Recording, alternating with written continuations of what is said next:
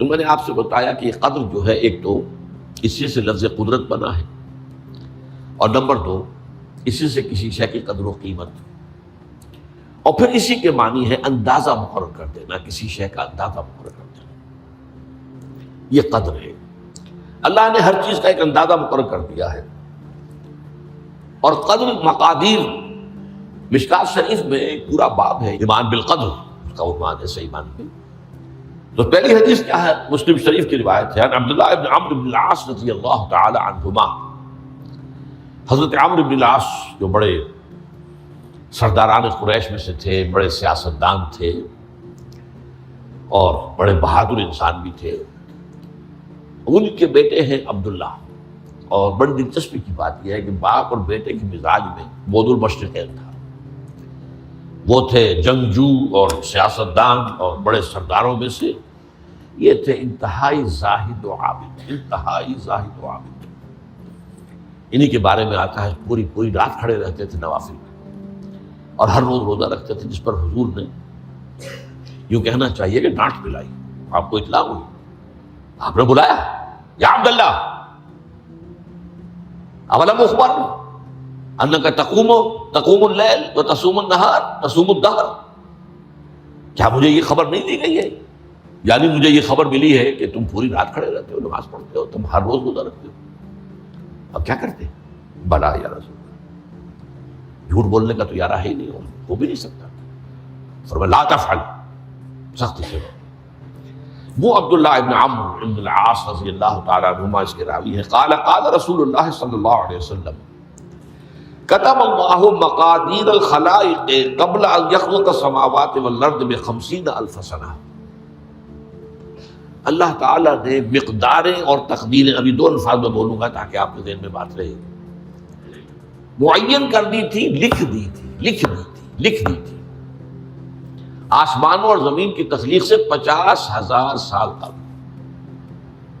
یہ ہے قدر، ہر چیز کی ایک تقدیر جو ہے وہ معین ہوئی ہے۔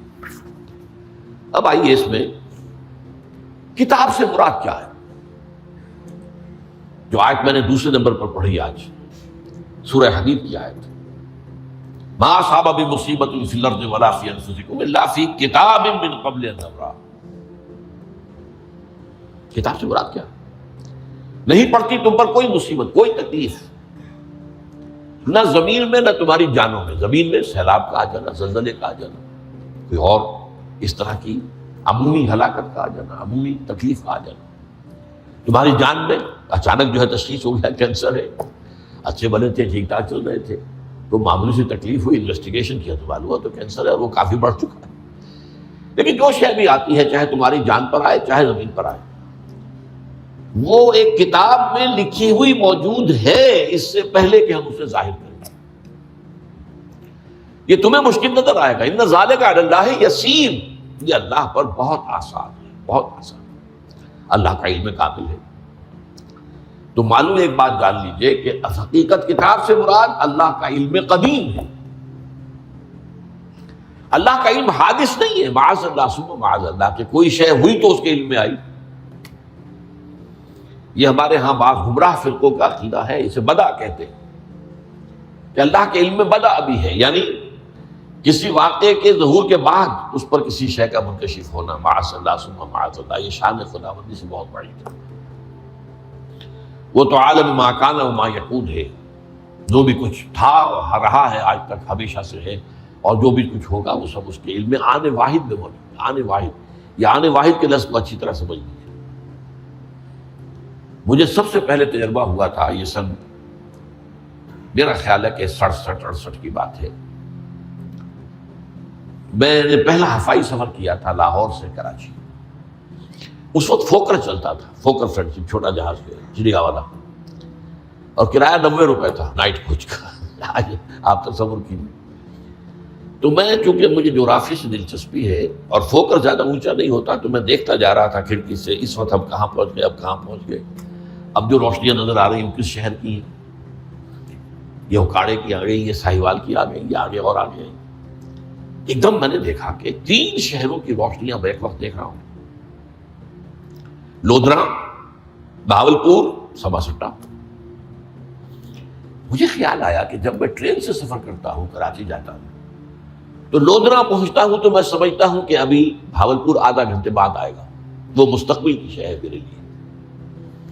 بھاولپور پہنچتا ہوں تو لودھرا میرے لیے ماضی کی بات بن جاتی ہے، آدھے گھنٹے پہلے لودھرا آیا تھا، اور آدھے گھنٹے کے بعد جو ہے سمرسٹا آئے گا، وہ میرے لیے مستقبل بن گیا، لودھرا ماضی بن گیا۔ لیکن اس بلندی پر میں بیک وقت دیکھ رہا ہوں لودھرا کو بھی اور بہاولپور کو بھی اور سمرسٹا۔ یہ معاملہ جو ہے اس کو 1 ملین بلین سے ضرب دے لیجئے، اللہ تعالیٰ اس بلند مقام سے دیکھ رہا ہے جہاں اس کے مشاہدے میں، اس کے علم میں ماضی اور مستقبل کا کوئی سوال ہی نہیں۔ آنے واحد، آنے واحد، آنے واحد۔ تو یہ در حقیقت کتاب جسے کہا گیا قرآن مجید میں بار بار بہت جگہوں پر آیا، تو یہ کتاب جو ہے در حقیقت اللہ تعالیٰ کا علم قدیم، اس میں سب کچھ موجود ہے، ہمیشہ سے موجود ہے، لکھا ہوا موجود ہے، اور کوئی غلط نہیں ہو سکتا۔ آگے چل کر گفتگو ہوگی اصل میں بعد میں کہ تقدیر کے جو عام عقیدے میں ہم تقدیر کہتے ہیں اس کے 2 پہلو ہیں۔ ایک پہلو ہے ما اصاب علی الانسان، جو کچھ انسان پر آتا ہے مصیبت، جیسے ابھی آیت میں نے پڑھی ما اصاب من مصیبت فی الارض ولا فی انفسکم۔ ہم ہر وقت زد میں ہیں، کوئی تکلیف آ گئی، کوئی مصیبت آ گئی، کوئی بیماری آ گئی، کوئی حادثہ ہو گیا، کوئی بچہ فوت ہو گیا، کوئی عزیز جو ہے وہ فوت ہو گیا، یہ ہر وقت حوادث ہے۔ تو جو بھی کچھ پیش آتا ہے وہ علم خداوندی میں ہمیشہ سے تھا۔ یہی وجہ ہے کہ ایک اور حدیث ہے ابن الدیلمی سے، لمبی حدیث ہے وہ، لیکن اس کے اندر جو آخری ٹکڑا ہے وَتَعْلَمَ، یعنی انسان کے نجات کے لیے لازم ہے کہ یہ بات بھی تم جان لو انما اصابک لم یکن لیخطئک وانما اخطأک لم یکن لیصیبک ولو مت علی غیر ھذا، اگر تم اس کے سوا کسی صورت پر ہوگے تو جہنم میں داخل ہو جاؤ گے، لدخلت النار۔ یہ جان لو کہ جو چیز تم پر آئی وہ آنی ہی آنی تھی۔ دیکھیے ہوتا کیا ہے، کاش کہ میں اگر یوں کر لیتا تو یہ نہ ہوتا، بس یہی ایمان بالقدر کے منافی ہے۔ جو ہوا ہے وہ اللہ تعالیٰ کے ہاں تو پہلے سے طے تھا، ہونا ہی تھا۔ تمہاری کوئی تدبیر، کاش کہ میں اس وقت یہ کر لیتا، یہ لو، اسی لیے ایک حدیث میں الفاظ آئے ہیں ان کلمۃ لو تفتح عمل الشیطان، اس لو سے، کاش، اس سے شیطانی عمل شروع ہو جاتا، کاش کہ یہ ہو جاتا، کاش میں یہ نہ کرتا، کاش کہ ہو جاتا، تو یہ نہیں۔ تعلم انما اصابک لم یکن لیخطئک، تو جان لے اس بات کو کہ جو چیز تم پر آئی ہے وہ ہرگز ٹلنے والی نہیں تھی۔ کوئی تدبیر تم کر لیتے، کوئی کسی وقت کوئی ہیلا کر لیتے، کوئی تم قدم اٹھا لیتے، کچھ بھی کر لیتے، وہ تو آنی ہی آنی تھی۔ وما انما اخطاک، جو چیز تم سے چھوٹ گئی، رہ گئی، نہیں ملی۔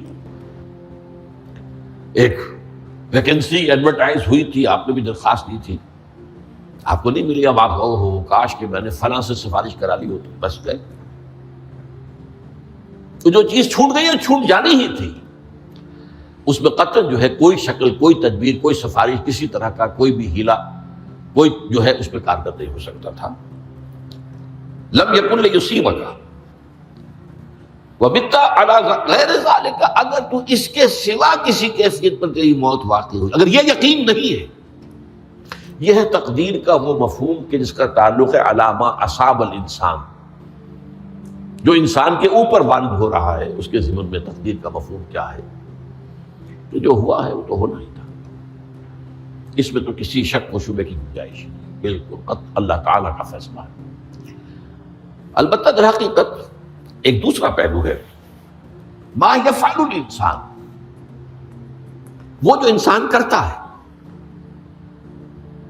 یہاں آ کر یہ تقدیر کا مسئلہ بہت ٹیڑھا ہو جاتا ہے۔ آیا میرے اندر کوئی اختیار بھی ہے کہ نہیں؟ Do I have any free choice؟ یا ہر شخص پہلے سے طے ہے؟ تقدیر کا ایک عام مفہوم یہ ہے، اور اس مفہوم میں بھی بعض روایات بھی ہیں جو اس کی تائید کرتی ہیں کہ ہر چیز پہلے سے طے ہے، لکھی ہوئی۔ اور یہ جو حدیث ہم نے ابھی پڑھی ہے، یہ گویا کہ اس کی ایک مثال ہے کہ وہ جو لکھ دیا گیا تھا، فرشتے نے لکھ دیا تھا، رحم مادر میں لکھ دیا تھا، شقی و سعید، یہ بدبخت ہے یا سعادت مند ہے. تو ایک شخص پوری عمر نیکی کے کام کرتا رہا، آخری وقت میں آ کر کوئی ایسا حادثہ پیش آ گیا کہ وہ اہل جہنم کے سے کام شروع کر دی اور جہنمی ہو گیا. یا ایک شخص ساری عمر جو ہے جہنمیوں کے سے کام کرتا رہا، آخری وقت میں آ کر کوئی ایسی توفیق ملی، کچھ ایسا معاملہ ہو گیا، توبہ کر لی اور اس نے جو ہے اہل جنت کے سے اعمال شروع کر دی، ضرورت ہو گئی. تو یہ جو ہے علامہ اصابک کا علیحدہ بات ہے، اور علامہ یفعل الانسان، انسان کیا کرتا ہے اس میں اس کی قدرت کتنی ہے. اور یہ ہمارے ہاں فلسفے کا بڑا مشکل موضوع ہے، اسی کا نام ہے جبر و قدر. ہمارے اسلاف میں بھی کچھ لوگ ایسے ہیں متکلمین میں سے. دیکھیے ہمارے ہاں ایک وہ لوگ ہیں کہ جو اس پر قناعت کرتے ہیں کہ جو اللہ نے کہہ دیا اور رسول نے کہہ دیا، اس سے آگے ہم مین میخ نہیں نکالیں گے، وہ محفوظ راستے پر ہوتے ہیں. لیکن بہرحال انسان کو اللہ نے ایک عقل بھی دی ہے، اور یہ عقل سوالات اٹھاتی ہے. اور جو زیادہ ذہین انسان ہوتے ہیں ان کے اندر ان کی یہ مصیبت زیادہ ہوتی ہے. لہٰذا وہ تو سوچتے ہیں، کچھ نہ کچھ غور و فکر کرتے ہیں، بات سمجھنے کی کوشش کرتے ہیں. اس میں اب ہمارے یہاں دو طبقے ہو گئے، جبریہ قدریہ. ایک نقطہ نظر یہ ہے کہ انسان مجبور محض، کوئی اختیار نہیں. اور ایک یہ ہے کہ انسان قادر مطلق ہے، جو چاہتا ہے اپنے فیصلے میں مختار مطلق ہے، تو فیصلہ کرتا ہے. انہیں قدریہ کہتے ہیں. تو جبریہ اور قدریہ ان کی بحثیں ہمارے یہاں، یہ وہی تقدیر کا مسئلہ جو میں نے کہا تھا، بحثوں میں آ کر انہیں آج تک حل نہیں ہوا، حل ہو سکتا ہی نہیں. اب اس کے ضمن میں علامہ اقبال کا ایک شعر آپ کو سناتا ہوں، وہ بہت اچھا لگتا ہے، بہت خوبصورت لگتا ہے شعر ہونے کے اعتبار سے. تقدیر کے پابند جمادات و نباتات، مومن صرف اللہ کے احکام کا پابند.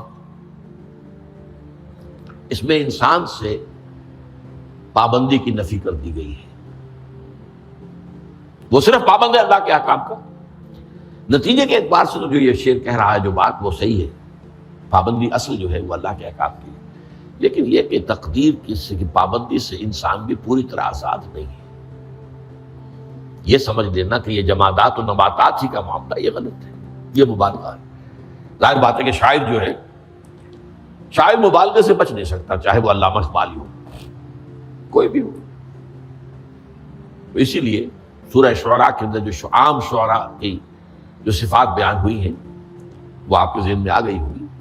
مبالغہ کرتے ہیں، فی کل واد یہیمون انہم یقولون ما لا یفعلون، وہ کہتے بھی وہ کچھ ہے جو کرتے نہیں ہیں. اور یہ بات تو علامہ اقبال پر بھی چشمہ ہوتی ہے. بہرحال یہ شعر ذرا پھر نوٹ کیجئے، تقدیر کے پابند جمادات و نباتات، مومن صرف اللہ کے احکام کا، کوئی بات صحیح نہیں. انسان بہت سے اعتبارات سے مجبور ہے.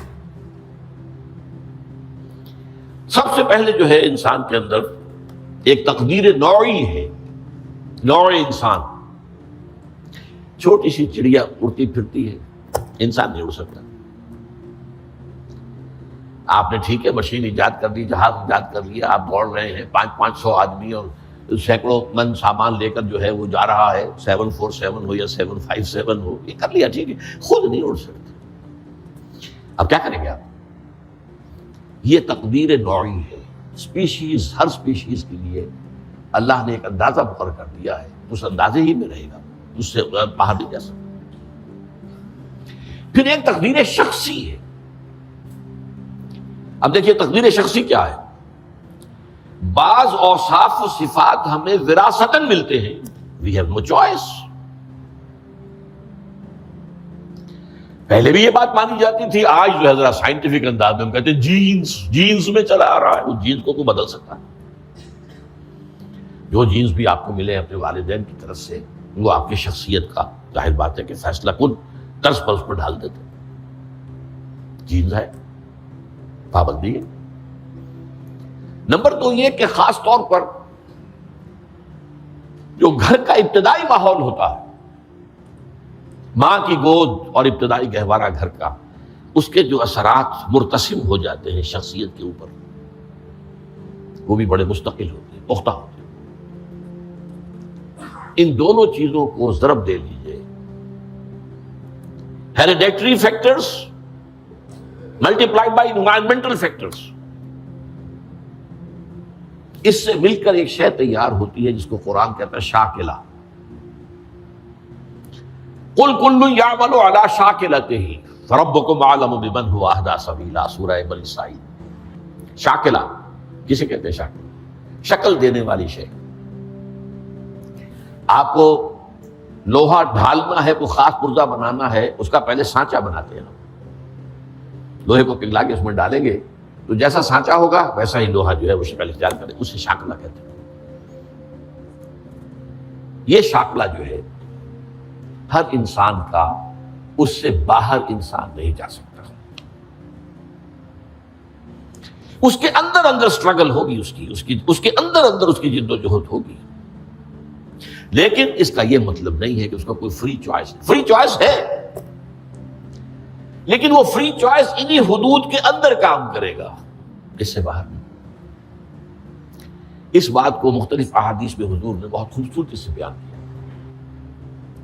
ایک حدیث بڑی اہم ہے، بڑی اہم ہے۔ الناس کالمعادن، انسانوں کی مثال بھی معدنیات کیسی ہے؟ اب سونے کی معدنیات میں سے سونے کی جو اور ہے، اب پتہ نہیں اردو میں مجھے معلوم نہیں اور کا ترجمہ کیا کرتے ہیں عام طور پر، لیکن جانتے ہیں اور وہ کچی دھات جس سے کو صاف کر دیتے ہیں تو پھر وہ دھات جو ہے خالص شکل میں سامنے آ جاتی ہے۔ سونے کی اور سے سونا بنے گا، چاندی کی اور سے چاندی بنے گی، سونا تو نہیں بن سکتا، جتنا چاہے صاف کر لیں، وہ اور تو مستقل۔ الناس کالمعادن خیارکم فی الجاہلیت خیارکم فی الاسلام، جو تم میں جاہلیت کے دور میں، پری اسلامک دور میں جو بہترین تھے وہی اسلام میں آ کر بہترین ہوئے۔ وہ اور سونے کی تھی وہ صاف ہو گئی ہے، اور سونا جو ہے وہ نکھر کر خالص سونا بن کر آ گیا ہے، اسلام نے صاف کر دیا۔ وہ چاندی کی اور تھی، اسلام نے اس کو صاف کر دیا ہے، وہ نکھر کر چمکتا ہوا جو ہے وہ چاندی بن گئی۔ لیکن یہ کہ اذا فقہوا، البتہ پھر اس میں ایک اضافہ کیا حضور نے، جبکہ ان کے اندر دین کا فہم داخل ہو جائے، تو یہ کہ جو بہترین پہلے تھے وہی بہترین اب ہوں گے۔ اسلام لانے سے پہلے بھی بہترین ابو بکر تھے، اسلام لانے کے بعد بھی بہترین ابو بکر۔ حضور پر وحی سے پہلے بھی بہترین خاتون خدیجۃ الکبریٰ تھی، ایمان لانے کے بعد بھی بہترین خاتون خدیجۃ الکبریٰ۔ اور دوسری حدیث سنیے، عن ابی الدرداء رضی اللہ تعالی عنہ قال بینما نحن عند رسول اللہ صلی اللہ علیہ وسلم، اسی حال میں کہ ہم ایک روز ہم حضور کے پاس تھے، نتذاکرون ما یکون، اور ہم ذرا سوچ رہے تھے کیا کیا کچھ پیش آنے والا ہے دنیا میں۔ اذ قال رسول اللہ صلی اللہ علیہ وسلم، جبکہ حضور نے ہم سے ایک بات کہی، بڑی غور سے سنیے، اذا سمعتم بجبل ان زال عن مکانہ فصدقوہ، اگر تم یہ سنو کہ کوئی پہاڑ اپنی جگہ سے ٹل گیا تو مان لینا۔ وَإِذَا سَمِعْتُمْ بِرَجُلٍ تَغَيَّرَ عَنْ خَلْقِهِ فَلَا تُصَدِّقُوهُ، اور اگر تم سنو کہ کوئی شخص جو ہے وہ اپنی سرشت سے، اپنی جبلت سے بدل گیا تو کبھی نہ ماننا۔